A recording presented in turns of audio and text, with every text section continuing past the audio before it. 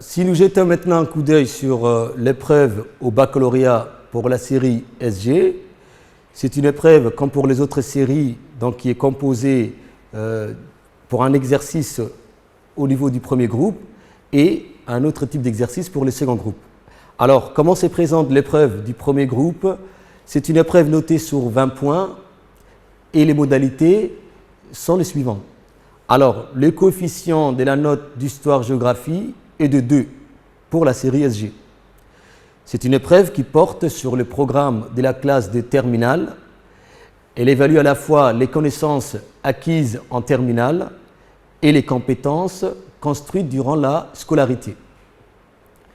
L'épreuve dure 2h30 et se compose de 2 parties. Pour chaque session, l'épreuve prévoit un équilibre entre l'histoire et la géographie. Si nous voyons maintenant la structure de l'épreuve, c'est une épreuve qui est composée de 2 parties, comme on l'a déjà dit. Alors la première partie est notée sur 10 points.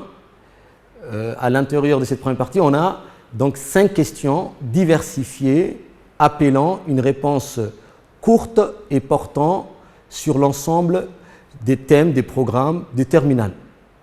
Ces questions peuvent porter, par exemple, sur, au niveau de l'histoire, une notion, un événement, une périodisation, un personnage, etc.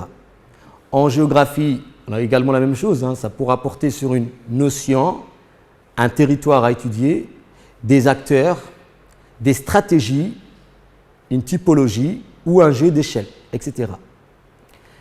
Alors pour la seconde partie de l'épreuve, qui est aussi notée donc sur 10 points, selon les sessions, les candidats ont le choix entre 2 sujets.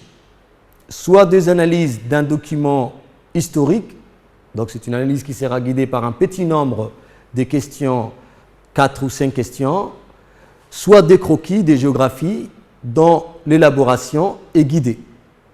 Donc les candidats travaillent sur un fond de cartes fourni lors de l'examen.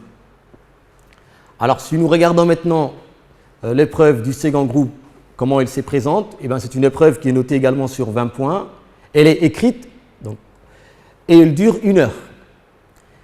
Elle se compose d'un exercice portant sur les programmes d'histoire et de géographie.